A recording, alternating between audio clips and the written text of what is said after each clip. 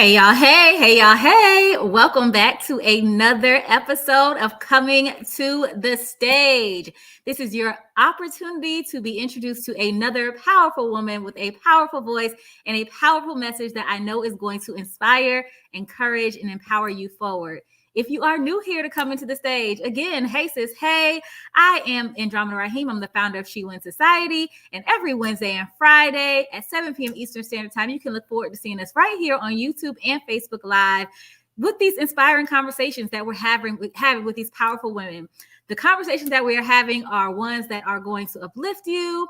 They are going to enlighten you. They're going to educate you. That you are going to definitely and absolutely learn something that is going to help you to think higher and win bigger. So stay tuned in with us for the next guest, who is Chamar Latanja. Chamar Latanja is a Christian life coach and a social justice activist. And so she is definitely using her voice in order to create lasting social change, to break down broken systems, to really just help the next generation live in a better world than what we're currently living in. So she's going to come to the stage right now and tell you more about who she is and what she does. And we're going to get into this conversation about leading with vision and purpose. So stay with us for about the next 30 minutes.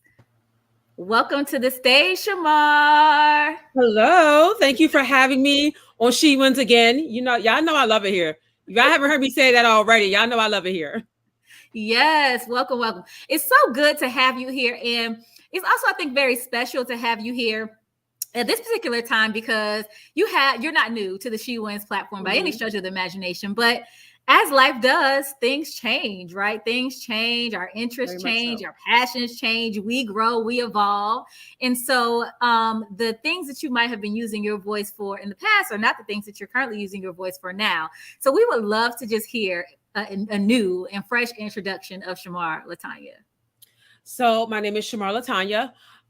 As always, I am a mom first, and that has driven my passion for changing what I use my voice for.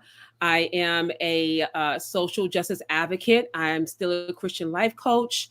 And in a nutshell, I have begun to use my voice for the betterment of our world. And for our kids, and we have to think about what kind of world we leave behind for our children.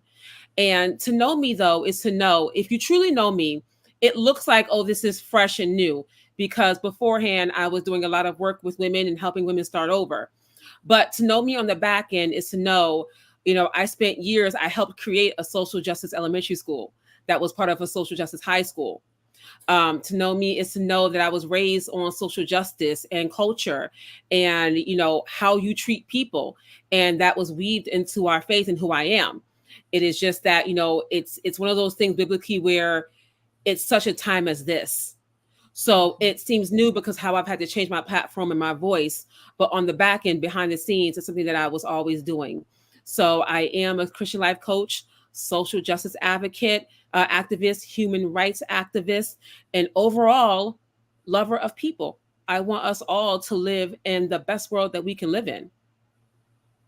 Awesome. I think that is it's beautiful how you explained that, because I think for many of us, we are multifaceted individuals where there are things that we're interested in or passionate about that may not be in the forefront at this current moment. And people may even have certain expectations of who we are because they have not yet seen the different gifts that are underlying or the different passions that we're just kind of nurturing, behind the scenes, or the conversations that we're having in private instead of public. But I love that you gave yourself the freedom to evolve and to focus more on the things that you feel like are necessary to be focused on in this particular time and season. Right. And it's one of those things. It definitely wasn't easy. I knew that I was going to lose. Thankfully, I haven't lost a lot. I knew that things were going to change around me, but we as you all see, we are in interesting times. And we're in times where I just felt like I spent years helping women rebuild themselves. and I help women rebuild themselves. And I have worked with children of all ages. And what is, we rebuild ourselves only to go out into a world that we might not be comfortable in, that is, that is falling apart. And then our next space is, well, how do we exist in these worlds? I am brand new and I want the world around me to be brand new. And I truly feel like when you do evolve, and I know that as women, we've all known this, when you evolve and when you grow, so does the world around you. Hmm. And so there is that, okay, if I have grown as a woman and I have found my voice, what does that mean for the world around me? And that's what happened with me. So what does that mean for the world around me if I have spent years cultivating my voice, being tell it like it is, being very bold, how do I begin to impact the world at large? How can I affect that? So it wasn't, the easiest of decisions. And as usual, I had no idea what was going to happen, but I just knew that it was time. And I just knew that it was necessary. And that was something that's, as we all know, and if you don't know, it's an intrinsic feeling to just know this is what I need to be doing now. Yeah. And you know what though? Like, again, just watching your journey and even being part of your journey, this is not the first time that you have actually made a transition. You went from being full-time educator to full-time entrepreneur, right? And now you are full-time social justice activist and advocate. So again, I just commend you for giving yourself the grace and freedom to evolve, right? Even when that means that other people are like, well, what is she doing now? Like, what is happening here? Right. You gave yourself permission to do that. Oh, I'll start over now, child. Listen, if I feel it in my gut and my soul, I will do it. I do not believe in boxes. So I don't believe in boxes for anybody else. And I certainly won't believe in one for me. And I don't let anyone else put me in a box. So I know for sure I'm not going to put myself in a box. Yeah, absolutely. I mean, that's a good thing. That's a good way to live, because life is short, right? And I'm just a true believer of when you're going against like whatever it is that your purpose is. And that's a conversation we're going to get into, is the understanding that your purpose does change, right? Sometimes people start something and say, well, this is my purpose. This is what God has called me to do. But our purpose does change with, like you said, the seasons. Like if the world is requiring you to show up as a different person today in order to represent God in the world or to share his word, then your purpose may shift. Things may change for you. And so I think that needs to be something that people are aware of, because when you're trying to stay stuck in a place that you've outgrown, that has expired, that there's no more blessings to be found here, you are stopping yourself from experiencing growth and abundance and all the favor that God has for you. Right. I mean, and you think about it, growth and change, that's a faith-based biblical practice. Our prophets, they didn't stay the same. And we love to talk about the heroes of the Bible. We love to talk about, the Samuels and the Davids and the Elijahs. And they all had epic growth moments. They all had moments where they had to come out of one era and into the next era, or, they had to come from one message into this one, or even mentally, they had to push past their own limitations, such as Elijah, and his limitations of self-doubt. And am I really making a difference? So, giving yourself the grace and the space to grow is a faith-based practice in and of itself as well. I'm so glad you said that. I'm so glad you said that, because I love that you even just mentioned Noah. I think that, again, people, like you said, they know the stories, but I don't think that they really just kind of think about the things as how it relates to our lives as well, and the messages and lessons that are in that. But when we talk about leading with vision, right, and purpose, God gave Noah a vision and a purpose that few understood, right? The majority of the people were looking at Noah like he has lost his mind. There is no rain. What is he doing? He's just crazy. And so I would love for you to just speak on, like, again, what does that journey look like when you decide to say, okay, the Chamar that you've known is not the Chamar that I am anymore. I am moving into this new thing, and there may be because of the fact that I'm transitioning, the people around me may not understand where I'm going. They may not be able to see the vision. They may not be able to see the deeper purpose in this. How do you continue to move forward when you're surrounded by people who have no understanding of what you're doing? My faith is everything. My faith is everything. What people do not understand is my voice quivers just as much as the next person. It's not quivering right now because because I'm telling you, before I do any interviews, before I talk to anyone, I go into prayer and I ask God, my favorite thing, let the words of my mouth and the meditation of my heart be acceptable in your sight. And that grounds me. And that is always what I lean into, because what you have to understand, if you are going in, if you're going to lean into anything with faith, I love mentioning those stories because those are great examples for us. Each person was called by God directly. You know, when we talk about Noah, his family wasn't called, it was him. When we talk about, Samuel, he was called. All of our major prophets, they were called. And you know that meaning this is not a conference call. And so, yes, nobody else around me may understand what it is that I'm doing. But as long as I'm checking my heart posture, and making sure that my heart posture is at peace. And I want to be very clear about something here, because sometimes your heart posture will be at peace, but you'll still be afraid. If I feel afraid, I don't lean into that. I take a moment and I really listen to my heart posture. There are plenty of times where I have been afraid, like, oh my goodness, I have to say this thing, but I know it's the right thing. My heart is at peace, right? Too many of us think that because we feel the fear, that's us, that's God or our spirit saying, oh yeah, you shouldn't do that. Fear is what? False evidence appearing real. You have to go beyond that fear and truly listen to your heart. So there are days where I have gotten very serious about taking time in the mornings to meditate, to have not turn my phone on. Like when I roll over in the morning, my phone is off. Those moments are important because those are the moments where it's me and my heart and God. And I am listening to what is being said to me. And I'm listening to how I'm feeling. If I'm at peace about a thing, I'm going forward with that thing. And over the years, this is also a learning practice. We have to choose this daily. Over the years, I have learned that it never benefits me to become the thing or the person that everyone else wants me to. I have done that long enough. And when I did it, I was suicidal, I was depressed, and I was angry all the time. And I was jealous of other people because I'm not who I am. So that's how I really lean into, in this space when everyone's like, you shouldn't do this. And I'm hearing it left and right. You shouldn't do this. You shouldn't say that. You should always go this way. Baby, listen, I hear you, but I don't hear you, because what my spirit is telling me is way more important in the long run. Not to mention, I want to be able to get up to the heaven's gates and be like, God, I did it. You're not fooling with my spot in heaven because you don't like what I'm doing. I'm not giving that joint up to do what you want me to do when God has told me to do this thing. So those are all the things that I really lean into. Sometimes there's no 12 step to leaning into your voice. Sometimes the major step is to do it and choose it every day.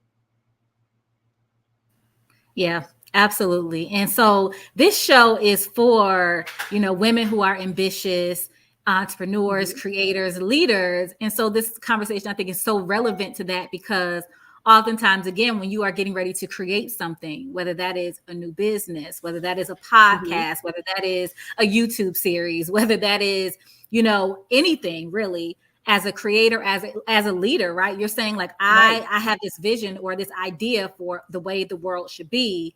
And so oftentimes you're not going to have people around you that see the vision or that agree with what you're doing. But that's often like the test, right? Like, are you willing to push past that uncomfortable season of maybe it's just you and God alone to get to, because ultimately you're going to get to the people who see your vision. And that's what you have to, like, you have to make that it's like that saying, be you and the world will adjust. Like, eventually you're going to attract the people who see your vision, who, when they hear your voice and see what you're doing, they're like, oh, that's for me. That's my person. That's my business I want to support. That's the person I want to lead me to wherever I'm trying to go in life. But you have to first get through that first season of it just being you and God. And pushing. And I was telling somebody today, somebody asked me, well, how do you do what you do? I've stopped giving the answers of, oh, I did, now I have, oh, I did this, or like I grabbed this program, or I read this book. Now what I have started saying is, oh, how do I do what I do? Well, I push through my own self-doubts. I push through my own fears. I learned how to speak even when my voice is shaky. It may not be the step answers that you want. It may not be what books that you read. I can give you that, but all of those are just add-ons. It really does start intrinsically. So I started answering, well, how do I do what I do? It starts with me getting up every single day and choosing it. And sometimes I have to choose it more than a few times a day. And that's really, when we talk about secrets over the years, we have heard plenty of entrepreneur secrets. We have heard plenty of programs that you can use and plenty of people that you can go to. But ultimately, the foundation is always going to be, how are you willing to commit to yourself and your vision? Yeah, definitely. Definitely. And I think even the process of being able to say, like, you are very you're confident in your voice. Like you said, people might say you shouldn't say certain things, but having the ability to say, like, if I feel like this is my truth today, I'm gonna say it. Now I could be wrong, because the truth, I could be wrong, and I can even fail in the process of me just showing up and being myself. And I think that is what a lot of people are most afraid of when it comes to sharing their voice and sharing their thoughts is, what if I'm wrong? What if I'm not 100% right? What if what's all the what ifs? But if we think about it, right? Right. Think about when you were so convicted about a certain thing when you was like in your 20s. And now you look back now and like, girl, now you was not right about that, right? But that's the process of life, is learning and growing. And if you don't share, if you don't speak, then you don't even get the opportunity to be corrected, right? Because you're just sitting there in your Absolutely. mind being wrong. Absolutely. Absolutely. And when there are a few things I have heard about failure. The first thing I heard is, go ahead and get it over with. But I would challenge everyone, especially if you're thinking about leading and you have a vision and if fear of failure is stopping you, the first thing you want to think about is, what is failure really? Because if I feel like I'm doing what God has called me to do, I might mess up, and I certainly will. But fail? Really, I heard a teacher say to my daughter one time, failure is your first attempt in learning. So if you frame it like that, then you understand, okay, I may not have, it's not that you failed. Okay, I messed up on that, but we can do it again. And when I was working at that social justice school, and I was helping to build the elementary school portion of it, the principal at that time, he had said, I would rather you all try something and it crash and burn versus you not trying it at all. Because at least if it doesn't work, we could take a look at it and say, okay, do we truly believe in this? Yes. What did we do wrong and how can we fix it? Versus we're not doing anything and now you're just stagnant. Regret is one of the worst things you can possibly have. But my God, you will not regret attempting to do a thing and saying, you know what, I did it. And I mean, it was bad, but oh, I remember doing it. And I remember how it went this way and that way. So you won't regret that, but you will regret at least not trying.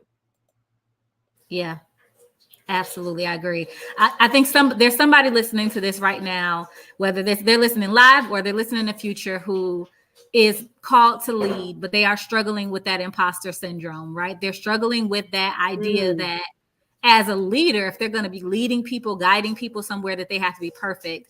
And I think that I'm going to let you speak to that. But the first thing that comes to my mind is just even how sometimes we aren't even graceful with our own leaders, right? The moment that somebody that's in a position of leadership, who has a voice, says the wrong thing or does the wrong thing, how quick are you to offer them grace, knowing that they're just a person, they're human, right?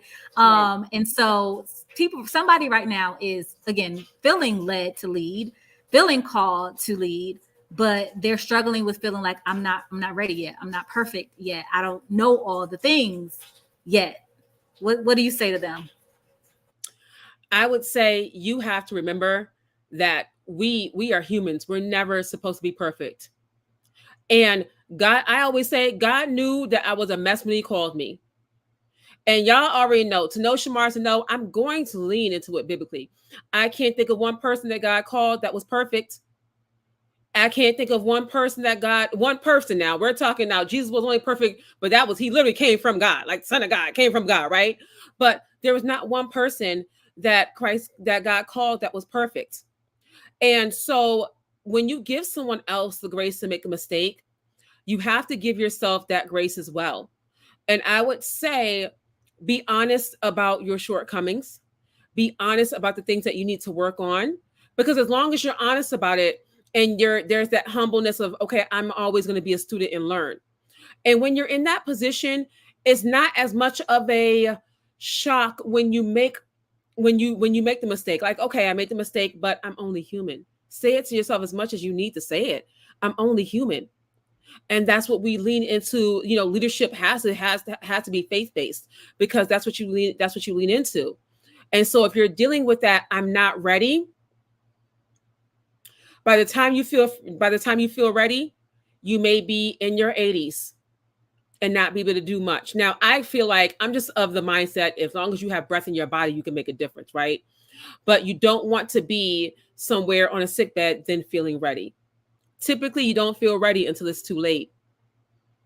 So keep that in your mind as well. I don't know where that came from. See, I got to thank God for that one. You don't often feel ready until it's too late.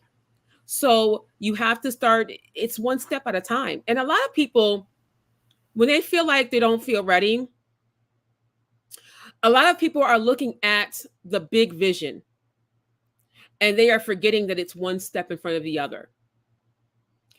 I remember when I started Freedom for the Collective, my social justice nonprofit, I remember feeling like I know what I know from growing up, right? I was raised by a stepfather who really radicalized me and got me into Black culture and ethnicities and all these different things. We watched, Panthers. We watched Black Panthers. I've had lunch with Angela Davis. And so I remember when I started Freedom for the Collective, it was this feeling of, this is a big undertaking because I want to keep the world engaged and at least educated on what's happening in the world around them. Who am I to do that? Like, girl, who do you think you are? And I had no idea how I was going to do it. And then one night, I kid you not, it was 2 a.m. and I heard Freedom for the Collective. Why? Because when a person is free in their mind, they begin to make the necessary movements to become free in the world around them. Okay, what do we want to do? We want to educate the masses on different things that are happening across the world and at home, and how you can take action locally to make a difference. Okay, God, you want me to do this just in America? No, worldwide. I'm sorry, what? How am I going to do that, though? And it was one step in front of the other. Name, all the other stuff like trademarking it and whatnot, all the other stuff, right? That's the easy work, honestly. Name, purpose, what do we do? So it was one day at a time. So remind yourself of that. I'm not ready. Baby, it's one day at a time. You're not creating the whole thing all at once. One day at a time, one step at a time, one movement at a time. And when you do it one day at a time and one step at a time, all of a sudden you look and you've got this program or this vision that now has substance, and it's getting substance by the day. So when I started doing it one day at a time, one educated video at a time, one connection at a time, the next thing I know, there's a DM from a news outlet in Italy. Hey, we watch your work. We would love to interview. That was a first. So now I'm on the Zoom with someone over in Italy. And when I released it, it was people signing up from, at this point, we've got signups from Amsterdam, Paris, Italy, Palestine, Egypt, Congo, America. I didn't look for these people. One day at a time, one step at a time, one process at a time, and everything else will be added on. So I really want you, if you're watching that and you're feeling the call to lead, I really want you to understand that. You may have the big vision. God's going to give you that big vision because you need to know what you're working towards. But hold that big vision in your mind, yes, but it's one day at a time. Yes. And one of our previous guests, her name is Makaya Dominguez. She said something that was so powerful. She said something to the extent of, like, grow in front of people. Like, don't be afraid to grow in front of people, grow in public, and let them watch your ascension. Oh yeah, absolutely. How many of us don't do that though? Because again, you're waiting for that moment for where you feel like, okay, that you've lost enough weight to now put yourself out there, or you've perfected the way that you speak. You're no longer stuttering over your words so that you can go out there and say what you need to say, or you've got the perfect website. So now you can present it to the world or whatever it is. But you and I both, I mean, my growth over the years, I can say like my first website it looked like I made it. Okay. Same, because we did make it, because we did. And you know, the thing is, you have to remember what has helped me as a leader is remembering that I had to truly understand that you're not going to make everybody happy. Right. You're just not. You know, you can have 60 people happy, and there's gonna be that one person where I just feel like the way she said it, or I just feel like her vibe, or or I just felt like the website could be smoother. There's always going to be one, always. And once I realized that, I stopped leaning into, well, I have to do it that way to be perfect for everybody. There's no way. So you just put the thing out there. And understand, be ready for it. There's going to be a few people that will not like what you do. There may be more than a few people that don't agree with you. But you're in good company, because this is, even if we take it outside of the Bible, even if we take it to the people that you look up to that are in your communities, they're going to tell you they have what we would call haters all the time, left and right, no matter what. And so you can't wait for it to be perfect to make everybody happy, because it's impossible. Yeah. And but when you attract the right people, I have found that I have more support from people who have my back than I do from the people who dislike me. That part. That part. And the fact of the matter is that the right people, like the people who have achieved the level you're trying to rise to, they're not judging you because they know the process. The only people who are hating on you or judging you or criticizing you are people who have not done what you're trying to do, or people who wish they had the courage to do what you're trying to do. But people who are successful in life aren't judging people because they know what the process looked like. Amazon started in a garage. Exactly. Exactly. So the process is not always pretty and it's not always perfect, but it's just the power of starting. And like you said, the right people will say, oh my God, like I see her trying. And even your attempts will attract people that will say, okay, I see that you could probably, I can help you make the website a little bit smoother. So now you're finding people who are willing to help you bring your vision to life in the way that you see it exactly. But you got to start. You just got to start. Right. I had said to somebody, today, actually, I got a call from a mentee, and I had said to her, you all know, to work with Chamar, I'm very tell it like it is, because you can't get to the next level if I'm sugarcoating everything. I'll be gracious a little bit, but at some point we have to get past some things here. And I had said, you keep wanting victory without the work for it. I said, you keep wanting an automatic victory without fighting for it, or without putting in the work for it. And you keep expecting to wake up one day and everything is there, and it just does not work that way. You have to work for the things that you want, and you have to do it consistently, and you have to do it when you're crying. Yeah. So I said, you keep saying, oh, it's easy for you, but it's not. No. I have cried plenty of times, and I will cry plenty of times more. But the only difference is, and I really want y'all to understand this, when you're watching and you see these powerful women and you're like, oh, I want to be like them. We cry our eyes out so much. We might have done it before, even during this interview. But the only difference is we have learned the art of getting up with our tissue in our hands and sniffling still, but continue to move forward and say, okay, I can't stop here. So that's where you have to remember, it's never an automatic victory, y'all. And some of the things that I have said, I preached a while ago, and I said that what has been our detriment sometimes is we have told people too often that things are supposed to be easy and things are supposed to happen this way. And you ain't supposed to go through all that. That is a lie from the pits of hell. Jesus didn't even say all that. I'm looking like, well, where in the Bible does it say that? Because I remember Jesus telling me that you was going to have some trouble in this world. But if we lean into him, we will overcome that, because he is already overcoming it. Overcoming it See, now y'all get me started. Overcoming it means working. And when you have a vision and when you're leading something, we all want this harvest. Have y'all ever seen what it takes to get a harvest? If you YouTube farmers harvesting, they are working. They are in those fields pulling. They have those little, I don't know if they call because I don't garden, but they got those little tools and they are knocking their harvest down and pulling that harvest in. So at every point of the process, there will always be work. And just because we make it look easy, we have learned how to navigate it, but it came through surviving the fight and being willing to get into the ring. Absolutely. Absolutely. I think that that is like one of the biggest misconceptions when, especially when you hear a lot of people talking about find your purpose, walk in your purpose. One of the biggest misconceptions is that once you find it and start walking in it, all of a sudden doors start flying open and the paths become easy. And now you're just in this state of flow and ease, but there's still going to be peaks and valleys. Yeah. Still going to be ebbs and flows. Yes. And I always lean on that one scripture in the Bible, do not grow weary in well-doing, for in due season you will reap if you faint not. And I just always, to me, I'm like, do you hear the words?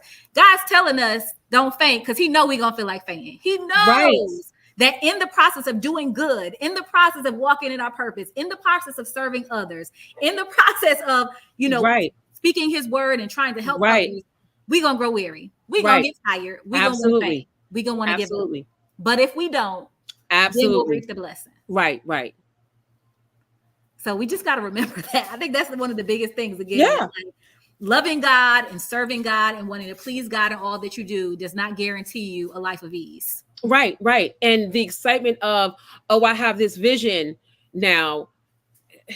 It's always going to be some kind of work attached to it. So it's like, get ready for the work and, surround yourself and don't be afraid to surround yourself with people that can help you. Yeah. I've learned the beauty in being transparent. Being a leader, I think what makes me an effective leader and why people trust me is because I hear the same thing all the time. You're very genuine. And what that means is if I make a mistake publicly, and I have before, I have no problem bringing myself publicly and saying, you know what, y'all, I was wrong for that. I shouldn't have done that. If I make a mistake with a person, I have no problem genuinely saying, I apologize for that. I am still learning and growing as well. And when you are, when you're transparent like that and when you're genuine like that, that's the mark of real leadership. That's the mark of, okay, I can follow her. I can trust her because she knows what it's like. And so that's, you have to give yourself that. And I found that there's beauty in that. There's beauty in me saying, all right, y'all, I thought this was going to work this way, but it didn't. And I'm so sorry, but we are going to make this right some kind of way. And we'll find it until we do. Years ago, I was so nervous to do that. But now I truly see the beauty in that because you're showing people your humanity, which I hope people watching this can understand that those feelings that you're feeling is part of your humanity. And that's a beautiful, amazing thing. If God wanted you to be a robot, you would have been that, but you're not. That's so good. And I always love talking to you because the conversation is always just so aligned in the way, like you lead right into the question that I already had in mind. It's the last question I wanted to ask you before the last question is for that person right now who's feeling like, again, I have this big purpose. Like I know that I have this purpose in life that I need to fulfill that requires me to. I think for all of us, all of our purpose involves other people, right? Whether that's you manifesting some vision, whether that's you leading people, whether that's you serving people, there's somebody saying that I can't outrun my past mistakes. Who am I to now show up in this way? Because in the past, I was a hurt person who hurt people. Or in the past, I made these errors and mistakes in my life that other people, if they knew about them, then they would disqualify me from being able to stand in this position and to lead in this way or to speak on these things or to manifest these visions. For that person who is not forgiving themselves for their past, what do you have to say to them? Well, first, I hear two things in that. The first thing you have to learn how to do is you have to learn how to forgive yourself. And sometimes you're going to have to, I think what makes what I've seen with working with women and with coaching women over the years is that there is a thought of, if I forgive myself, it would happen immediately. Like, bam, I forgive myself. All right, I'm good. Forgiving yourself means loving yourself. And that's something that we have to do every single day.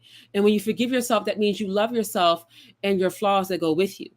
So I would say the first step is forgive yourself every day if you have to. And it's okay if you do that. And then the second part is that I heard in that the mistakes of our past. How do I bring these? Who am I to do this when I have done so much? You take your fears and your mistakes along for the ride with you. Because 9 times out of 10, what you're probably thinking about doing is the offshoot of the mistakes that you've made. And you pack those up with you. There is, when I tell people about the story of Moses, my favorite thing, I don't talk about, the parting of the sea or the Nile turning red or the burning bush. And I don't even talk about the excuses that he had. He had a ton of them. What I like to talk about is the beautiful thing is that Moses took them all with him. Like, yes, I can't speak. Yes, I'm going back to the land where I murdered somebody. But he took them all with him because it adds to your story. So to your point, if I were to use myself, you all, if you see me online, I have talked a lot against rampant consumerism and how it affects Black and brown bodies overseas, right? Now, I remember when I started talking about that, I was researching and looking at it, and I looked up and I saw, my Tiffany's necklaces, and I saw all these things, and I saw a post that came across my phone where I was bragging about $300 skincare. And these are things that make me successful. And if you want to be successful like me and you do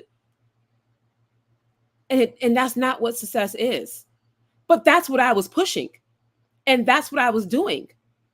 And I can say, you know what, Chamar, you were wrong for that, because consumerism does not make a person successful. What they have does not make it. And you know this, Chamar. You were raised in this, and yet you still did it anyway. Now, imagine if I had stopped and said, you know what, I can't do this, because who am I to say that? But the beauty in this is I can say that because I have come out of that. Like, I can say, rampant consumerism is affecting us so much with capitalism and how we take care of each other and how we become, how this rife individualism is destroying us. How do I know this? Because I did it. That's what your mistakes are for. They're not to stop you. They're really to catapult you to that next level. So you can say, how do I come out and speak against, I don't know. How do I tell somebody to stop drinking alcohol so much and go get help for being an alcoholic? Well, Chamar, you were an alcoholic. Yeah, I know. So I can tell you what I know. Please go get help, because the last time I was wasted, my kid was in the next room and I'm crawling around on the apartment floor looking for Tylenol. Thank God she didn't see me, but what if she did? That's why I can tell you, please go get help, because of the mistakes that I made. Or, I have talked quite a bit about my sexual assault when I was younger. And there is a shame that's often carried with that. I can talk about that because it was not my fault. First of all, I had to learn that. Secondly, I have nothing to be ashamed for. Third, there is a young girl somewhere who is going through that right now and needs to know that she's going to make it. And how do I know that? Because there have been plenty of times where I have been in spaces praying for somebody, and I have seen a girl that didn't want to be touched, and I knew what that felt like. I knew what she was doing, and I was able to help her, all because of the things that have happened in my past and the mistakes that I have made. It is never going to be the outright victory that everyone's going to talk about. They're going to talk about, how did she get to that victory? It has to be from your mistakes. Mm-hmm. So take your mistakes with you. They make you who you are, and they will add to your story. Yeah, that's so good. That's so good. And it ties it all together in terms of just thinking about, again, leadership and purpose and vision. That, like, when I look back and think about my purpose and what God's called me to do, I definitely see the same as you. Like, I can look back and see all the different things I experienced as a girl and as a woman that will put me in a position to be able to provide more grace to other women, because I went through that, right? So Yeah. I could be more patient with you. I could be more graceful with you because there was a time when I was making those same mistakes, and I want people to extend that. I wanted people to extend grace to me in those moments, right? Right. So it's really important to be able to see when you think you know what your purpose is, be able to see how your past plays a part in that, because it does. Like I always say, God wastes nothing. Like even the things that we feel like are the ugly things, like, oh God, why did I have to go through that? That's of all the people in the world to go through that, why me? It's because your purpose is attached to that thing. Right. Absolutely. Absolutely. So good, so good, so good. Just such a good conversation. So Always. so Always. inspiring, so encouraging. I know I'm uplifted by it. Like Beautiful. I don't care what level you get to in life. Conversations like this are still Are always so necessary. They're so necessary. Yes. All right. So last and final question is, you are going to be attending the She Wins Conference and Awards, speaking on our Leading with Vision and Purpose panel. And so we know that you are bringing lots of knowledge, lots of wisdom, expertise, and experience. But I would love to know what it is that you are hoping from gaining from attending the awards. What I hope to gain from attending the awards, I'm hoping to gain. I don't know everything, and it's not necessarily the yes, there are those those knowledge of how do we do this and how do we do that, but what I'm hoping to gain is that extra oomph of sisterhood, that extra bump of we all may be having a hard time right now, but we are here together and we are going to make this work, and we are going to pour into each other, and we are going to love on each other. Because the reality is, if I really wanted a 12 step to something, I would sign up for one of your classes. I would go to the website, or I would start to Google, or I would start to pull books and find books. But that, sis, I got you. Sis, how you doing? Can I hug you? How has life been treating you? Oh, I went through that, and this is how I overcame it. You can't find that in a class or a book. You can only find that when you are around other women who know what you're going through and who know what you've been through. So that's what I'm that's what I'm looking for when I come to the She Wins Awards. I am looking to cheer other women on. I am looking to pour into other women, and I am looking to have that genuine love poured into me. And, I want you to know that what I'm about to say, I'm not saying it because, Indram that has me on the panel. I've been part of She Wins when it was women by choice, first of all. Okay. But what I have learned is this is the most genuine network you'll be a part of. So the things that I'm hoping to get when I come to the awards, I know I'm going to get. Yes. Okay. Well, we're definitely excited for all of that. Sisterhood is definitely going to be in the building. Okay. You already know. I'm so excited. I cannot wait to see you and hug you. It has been a long time. long. So I'm excited. I was buying plane tickets like, yes, I'm about to be out. Don't nobody clear this day, clear that day. I'm finna be out. I have people in Georgia. They're like, oh, you coming? I was like, I'll be there. This way you get your tickets from. Yes, come on. Okay, I'm so excited. I'm so excited. So you heard it here. Chamar Latanja will be in the building. She's speaking on Leading with Vision and Purpose. We have so many other amazing panels and speakers who are going to be there as well. If you'd like to learn more about being in the building so you can feel that sisterhood she was talking about, as well as learning new things and being inspired and encouraged along the way, make sure that you visit shewinsociety.com to learn more about how you can get your ticket. And I think we're down like 22 tickets. So we coming to the nice. Close to being sold out. So if you want to be in the building, get in where you fit in. We also have one vendor table left. And so Chamar, this live is going to live on our YouTube page and Facebook page forever and ever. So for anybody who comes across this live, how do they connect with you? The Chamar Latanja you see across the screen, that is me across all platforms. So all you gotta do, wherever you go, you type in Chamar Latanja, you see across the screen, you are going to find me.